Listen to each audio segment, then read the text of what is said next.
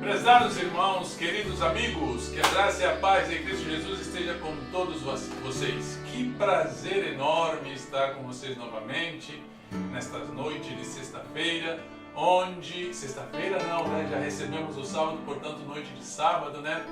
Com a graça de Deus, estamos aqui novamente para estudarmos juntos a palavra de Deus, estudarmos aquilo que Ele deseja para nós, aquilo que Ele tem para nós, e sempre com um material bem preparado, né? Nós temos agora um material que vem falando sobre algumas experiências de homens de Deus ali junto a reis, junto a estadistas, a governantes, e com a graça de Deus nós iremos estudar essas lições e ampliar assim os nossos conceitos com relação à palavra de Deus.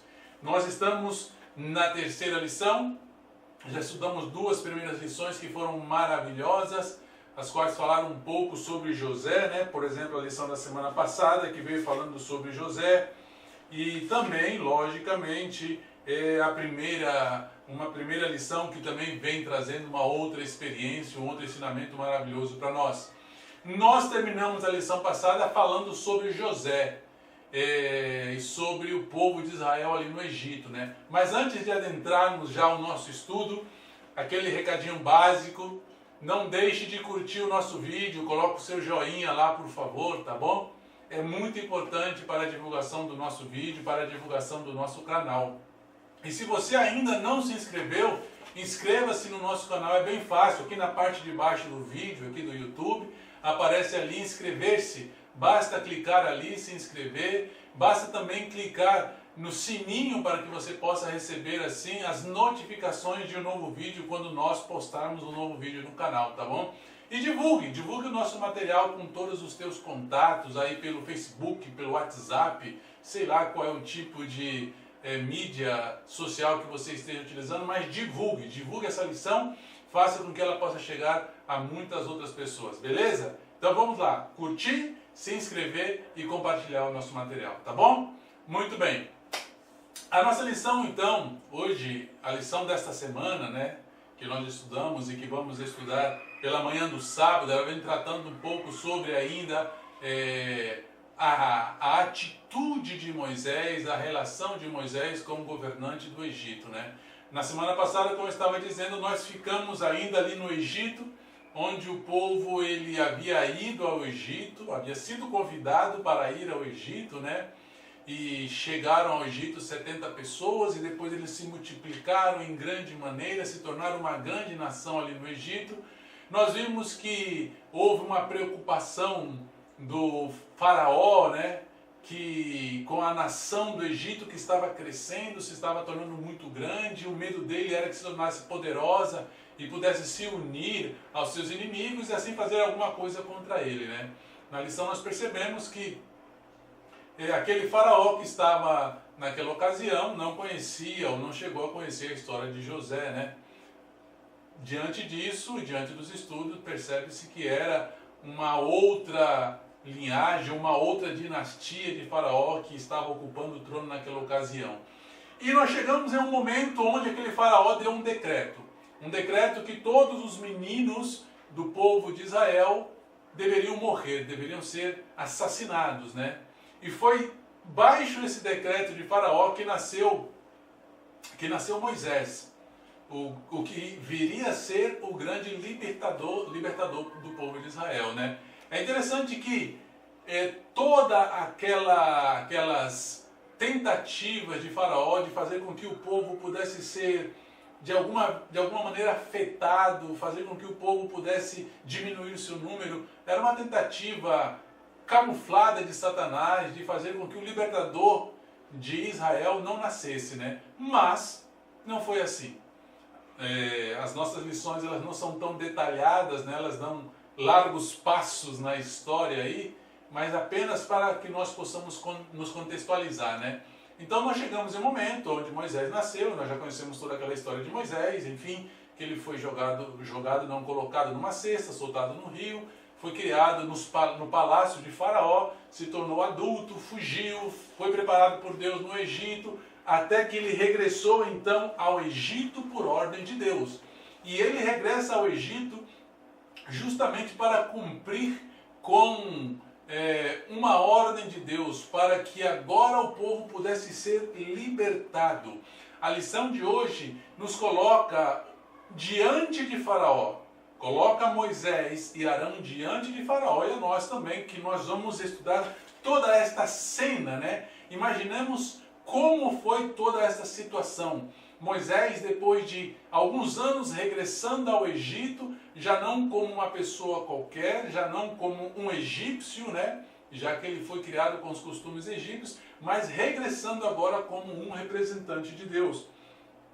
E nós podemos ver ali, na lição de hoje, que o poder de Deus é colocado à prova. E o grande soberano do Egito chega ao ponto de duvidar do poder de Deus, né? Mas nós percebemos, e vamos perceber ao final, o que acontece com a soberba daquele homem, daquele faraó, né?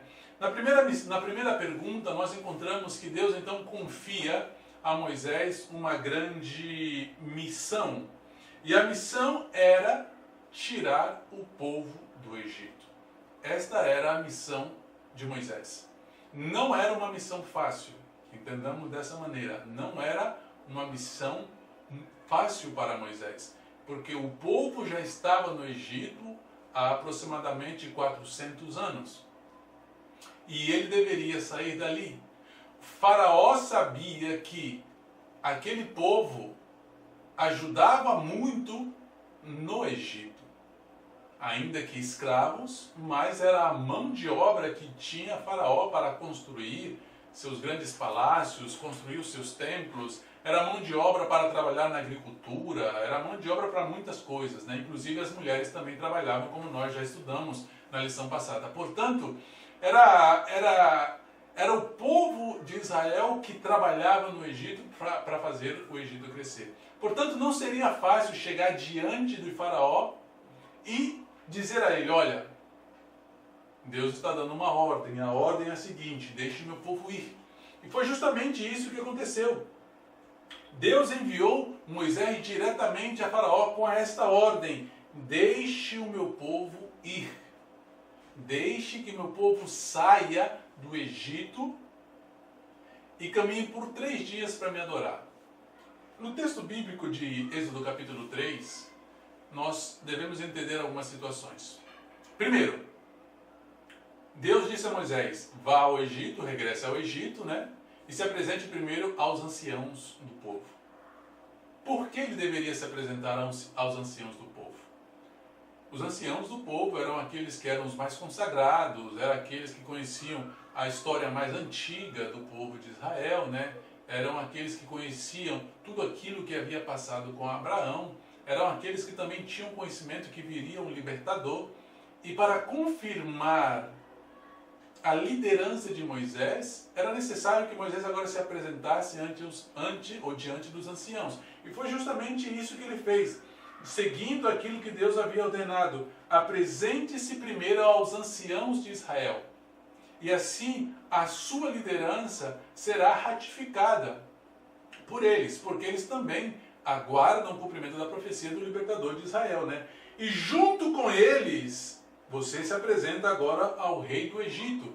E dirás ao rei do Egito: deixa-nos ir, caminho de 3 dias.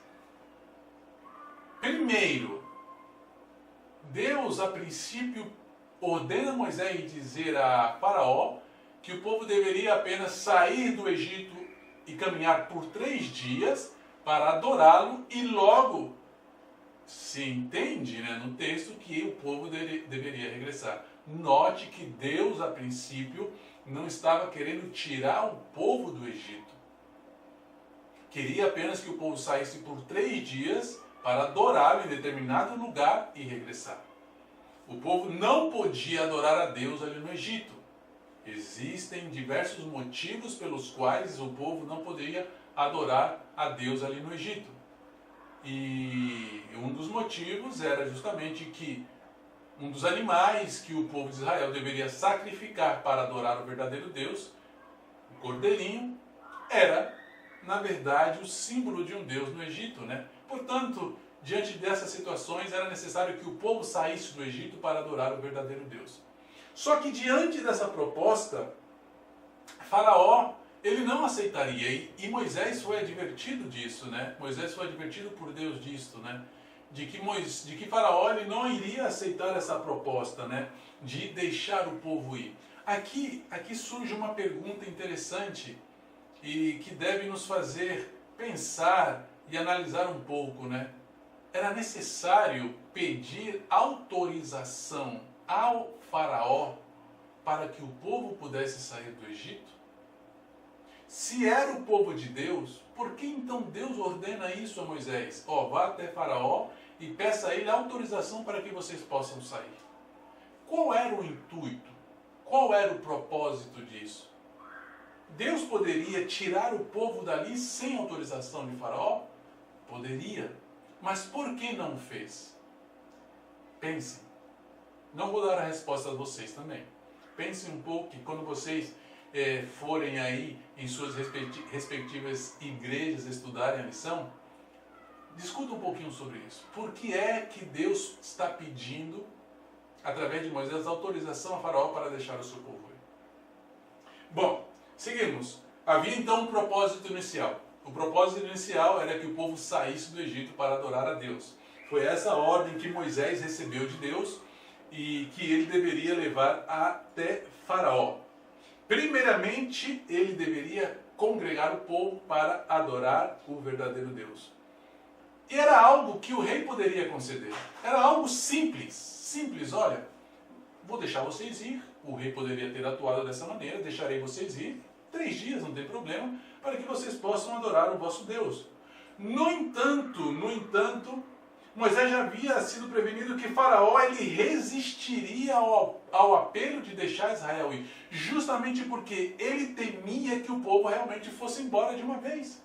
Ele temia em perder aquela mão de obra, em perder aquela quantidade de pessoas que trabalhavam para o crescimento do Egito. E diante daquilo, Faraó, ele não deixaria ir o povo de Deus. Não deixaria o povo sair nem por 3 dias. Bom, diante disso, né, logicamente que Moisés, ele se apresentou em nome de Deus, se apresentou como representante de Deus, ele disse que as palavras que ele estava dizendo, a ordem que ele estava trazendo, era uma ordem que vinha diretamente de Deus. No entanto, diante daquilo, Faraó ele tomou uma atitude completamente independente de Deus, uma atitude para satisfazer a sua própria vontade. Diante daquilo que Moisés havia dito, deixe o meu povo ir, ou deixe o povo de Deus ir para celebrar festa a Deus no deserto, o Faraó ele tomou uma atitude arrogante. Ele tomou uma atitude onde demonstrou qual era a sua verdadeira natureza. Ele disse, quem é este Senhor? Eu não o conheço. Quem é este que eu tenho que ouvir a sua voz para deixar Israel sair aqui do Egito? Eu não conheço esse Senhor e tampouco deixarei ir a Israel. Vejam que o rei, ele se colocou nessa postura de arrogância, dizendo, eu sou superior ao seu Deus. Eu sou melhor que esse Deus. Quem é ele para vir até aqui e dar ordens a mim, o faraó do Egito? Quem é este Senhor? Não obedecerei a este Senhor e nem deixarei que o povo de Israel saia do Egito.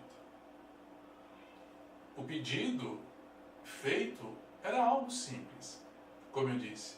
Era um pedido que poderia ser concedido com facilidade. Deixar o povo ir.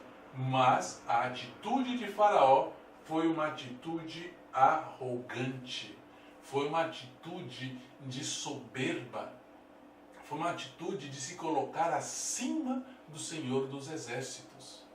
E diante disso, logicamente, né, ele atacou a Moisés com algumas palavras e disse que Moisés já estava levantando algum tipo de desordem no Egito. No final do verso, vejam só que nós na pergunta número 2 já passamos para o capítulo 5, né? Demos um grande salto. Lá no finalzinho do capítulo 5, perdão, do verso 5 do capítulo 5, diz assim: e vós os fazeis abandonar as suas cargas. Ou seja, Faraó estava dizendo que Moisés já estava fazendo com que o povo não trabalhasse mais, com que o povo já não fizesse o seu trabalho, o trabalho que eles deveriam fazer. Já estava fazendo com que o povo deixasse as suas cargas. Aqui é interessante essa expressão. E isto faz referência a um trabalho de reforma que Moisés já estava realizando dentro do povo de Israel.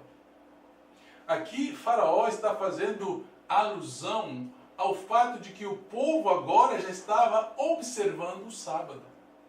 Como eu disse a vocês, muitos do povo de Israel haviam se esquecido das leis de Deus, haviam se esquecido daquilo que era a vontade de Deus, haviam se esquecido das promessas de Deus. Era necessária uma reforma. Por isso que Moisés foi primeiro aos anciãos, porque eles se lembravam disso.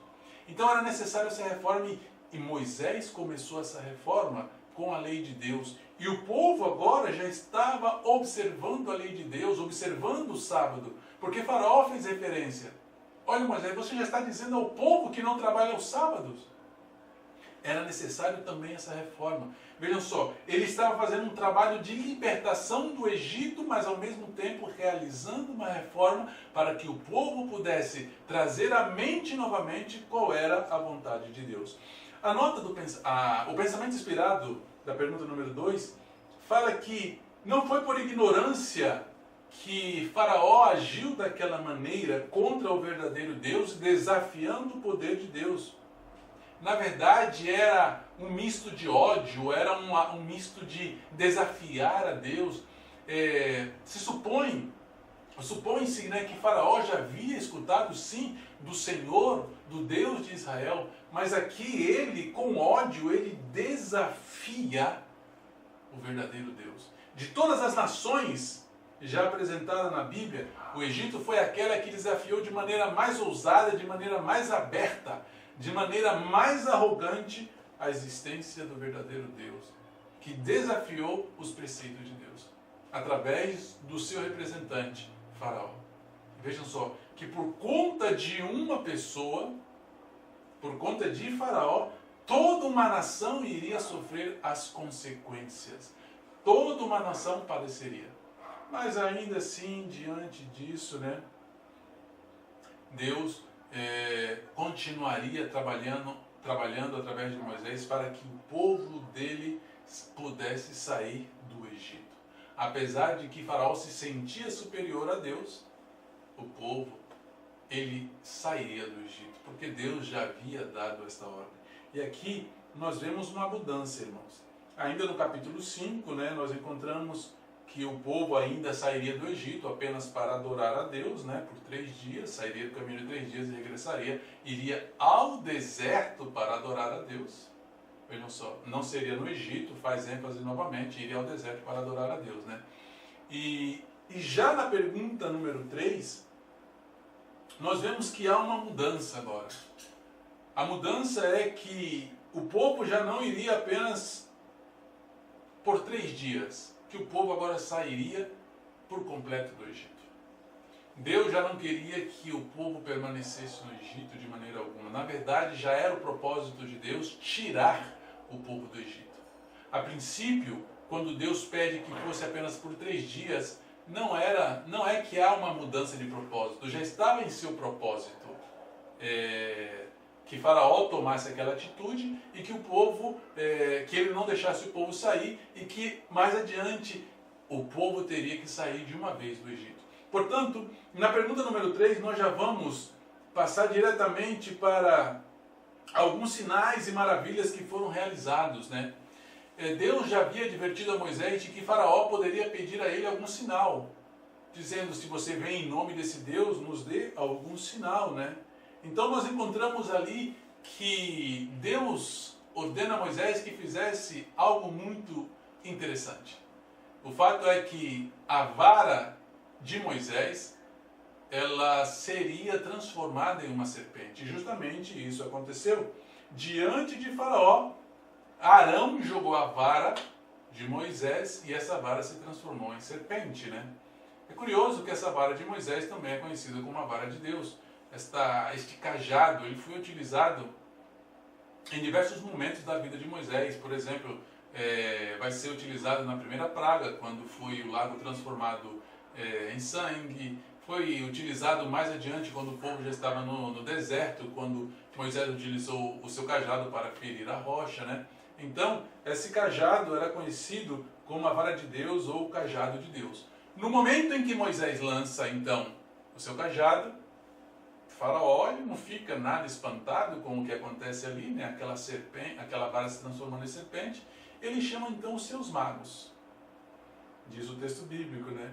E os magos também lançam suas varas, e essas varas se transformam também em serpente. Pergunta: as varas se transformaram realmente em serpente? As varas dos magos. As varas de Moisés, nós temos certeza que sim, se transformaram em serpente. E as varas dos magos se transformaram em serpente? Ou seja, quando as varas dos magos se transformaram em serpente, Faraó então disse: quem é o seu Deus? Até os meus magos podem fazer a mesma coisa que o seu Deus faz, Moisés.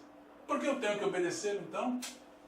Por favor, Moisés, por favor, saia daqui, se retire daqui, porque não tem motivo para que eu possa obedecer à ordem do seu Deus. É interessante, irmãos, que antes disto acontecer, Moisés havia apresentado uma desculpa a Deus, né? E a desculpa era que ele não poderia se apresentar diante de Faraó, porque ele sentia que não tinha as condições necessárias para isso, né? No capítulo 6, os versos 12 e 30, ele apresenta essa desculpa.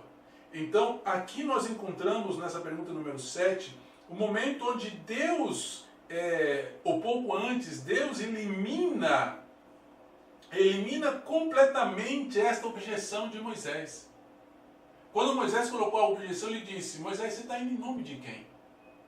Moisés, você é representante de quem? Portanto, se você está indo em meu nome, você é meu representante. O texto bíblico ele é interessante, né? Que fala assim, que eu te coloquei por Deus sobre Faraó. Ou seja, naquele momento, Moisés ele era a máxima autoridade no Egito. Ele estava acima de Faraó. Abaixo de Deus unicamente porque ele era o representante de Deus. Aqui tem uma lição muito importante para nós.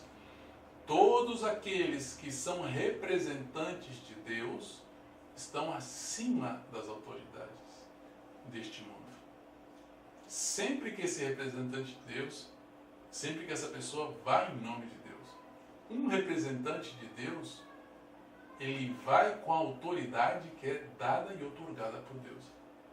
Então, diante disso, Moisés já não tinha mais objeção para dizer: eu sou pesado de língua, eu não posso me apresentar diante de Faraó. Não, você é meu representante, disse Deus.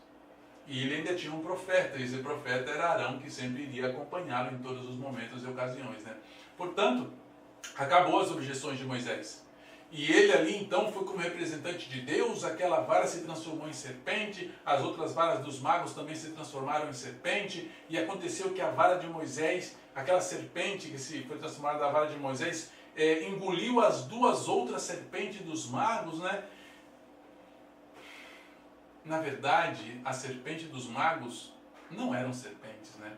Possivelmente Satanás tenha atuado ali, possivelmente não, com certeza, né?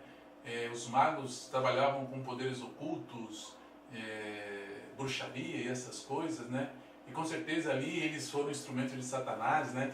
E aquelas varas de alguma maneira tiveram a aparência de serpentes. Não que eram serpentes. Por que tinham a aparência de serpente? Porque unicamente Deus pode criar vida. Satanás e nenhuma outra criatura tem o poder de criar vida. Somente Deus pode criar vida. Por isso nós podemos afirmar que a única serpente verdadeira ali era a serpente que foi criada da vara de Moisés. As outras duas serpentes dos magos tinham apenas aparência de serpente. Então, diante disso, Faraó, ele também não ficou maravilhado, apesar daquele sinal, né? Ele não ficou espantado, apesar daquilo que Deus havia mostrado a ele através de Moisés. E, novamente, expulsou Moisés dali e não quis ouvir o pedido de Moisés, né? E endureceu o seu coração ainda mais e não ouviu o que Deus havia falado, o que Deus havia ordenado a eles. Bom, a história continua. Sabemos que as pragas começaram a cair. Quando nós vamos na pergunta número 4, né, ali o contexto já é depois de 4 pragas, né? A primeira praga, que é justamente as águas se transformando em sangue, a praga das rãs, a praga dos mosquitos e das moscas, né? Já 4 pragas haviam caído quando nós chegamos na pergunta número 4, né? E ainda diante disso, Faraó não estava disposto a ceder e dar liberdade ao povo de Deus. Ele, apesar dessas pragas já terem devastado o Egito, ele ainda continuava com o seu coração endurecido, dizendo: o povo não vai sair do Egito, eu não reconheço a este Deus, eu não reconheço a autoridade deste Senhor. Mas as consequências de renunciar à vontade de Deus, as consequências de não obedecer à ordem de Deus é justamente atrair a ira de Deus sobre nós. Tenhamos muito cuidado. Aqui é outra lição para nós. É a vontade de Deus que sempre deve imperar em nossas vidas, em tudo aquilo que nós fazemos. Quando nós queremos colocar a nossa vontade por sobre a vontade de Deus, as coisas elas desandam, as coisas elas não funcionam e sempre vão nos atrair desgraças para a nossa vida. Portanto, é a vontade de Deus que sempre deve imperar. E Faraó não entendia isso, não aceitava a sua dureza de coração. Ele estava cego e não conseguia enxergar que a atitude dele estava atraindo o desagrado de Deus, que a atitude dele estava fazendo com que o Egito fosse destruído, com que as pessoas do Egito fossem afetadas pela decisão dele. A decisão de um líder afeta toda uma nação. A decisão de um representante afeta todas as pessoas a quem ele representa. A decisão de uma pessoa, seja para o bem ou para o mal, acaba beneficiando ou prejudicando as pessoas. No caso de Faraó, é isso que estava acontecendo. Toda a nação do Egito estava sendo prejudicada por causa do seu líder. Muito bem. E nós chegamos então ali na pergunta número 6, onde nós temos o subtítulo Rejeição obstinada a ceder. Ou seja, o homem estava duro mesmo. O homem, ele era teimoso, ele era terco, como diz no espanhol, né? Ele, com perdão da palavra, empacou, era uma mula, né? E estava daquela maneira que realmente ele não queria de maneira nenhuma ouvir a vontade de Deus, não queria ceder à vontade de Deus, apesar de todas as insistências de Moisés, porque Moisés se apresentou várias vezes diante de Faraó. Faraó, deixa o meu povo ir, deixe que o povo de Deus vá, esta é a ordem de Deus. Deixe que o povo saia para que essas pragas deixem de cair no Egito. Mas não, ele não queria se rebaixar, ele não queria se humilhar. Ele permanecia em sua atitude orgulhosa, em sua atitude obstinada. Ele continuava desafiando a Deus. E toda a nação foi impactada. Na pergunta número 5, nós já chegamos na praga número 9. Ou seja, caíram 4 pragas e ele não mudou de atitude. Caíram mais 5 pragas e ele continuava em suas atitudes. Veio ali a febre nos animais, que matou todos os animais do Egito. Vieram as úlceras, aquelas feridas expostas causadas nos egípcios. Vieram a chuva de granizos, de pedras que caíram no Egito, e o homem continuava obstinado em não deixar o povo sair. Realmente Satanás estava trabalhando duramente no coração daquele homem para fazer com que ele se endurecesse é assim contra Deus. Veio a praga dos gafanhotos e nada. Destruiu tudo que era vegetação. Veio a praga das trevas. E Faraó continuava em sua rejeição obstinada contra Deus. Então, Moisés se apresenta uma última vez diante de Faraó. E disse Faraó, ainda em sua obstinação: Moisés, vai-te daqui. Eu já não quero mais ver o teu rosto, porque na próxima vez que eu ver o teu rosto, você vai morrer. E realmente Moisés disse: bom, eu nunca mais verei o teu rosto. Ainda assim, Moisés sempre sendo cortês, sempre sendo educado. Moisés conhecia a corte real, né? Havia sido educado ali e aquilo o ajudou bastante. E Moisés saiu então da presença de Faraó. Mas havia ainda uma última praga. A praga da morte dos primogênitos. E finalmente, este Faraó, ele se viu vencido. Finalmente, Faraó se deu por vencido. Ele rejeitou o primeiro milagre, que foi aquela vara se transformar em serpente. Ele rejeitou aquele milagre. E foi rejeitando um tras outro milagre e maravilha que era produzido ali no Egito. E sempre que ele rejeitava, ele colhia os frutos dessa rejeição. Até que, na 10ª praga, o inquebrantável Faraó, aquela vontade endurecida, teve a sua vontade dobrada, teve a sua vontade humilhada, porque havia pranto por todo o Egito, no próprio palácio havia pranto. O anjo da morte havia passado e todos os primogênitos haviam morrido. Em meio aos prantos no palácio, em meio aos prantos na cidade, Faraó ainda de noite manda chamar a Moisés e Arão e diz: chame Moisés e Arão e diga: saiam do Egito, leve todo mundo do meio do meu povo, vá todos os filhos de Israel, leve também as ovelhas, leve as vacas, leve tudo que vocês têm, saiam do Egito. E não foi apenas o grito de Faraó, foi o grito dos conselheiros de Faraó, foi o grito de toda a nação do Egito dizendo: saiam do Egito. Vaiam-se daqui, levem tudo que vocês têm. Faraó havia perdido tudo. O Egito estava em completa ruína. A humilhação do rei chegou a tal ponto que ele disse a Faraó da seguinte maneira: ide e abençoai-me também. Quando ele disse lá no princípio da nossa lição, lá no capítulo 3, quando nós estávamos, no capítulo 5 da pergunta 2, Faraó disse: quem é o Senhor? Quem é o teu Senhor para que eu o obedeça? Para que deixe o povo ir? Não o conheço. Desafiou abertamente o Senhor. E ao final das 10 pragas ele disse: abençoai-me a mim também. Ali ele está completamente rendido, completamente humilhado, a vontade dele completamente quebrantada. Não era necessário que chegasse a tal ponto, mas chegou a tal ponto. Deus já havia dito isso, ele vai resistir.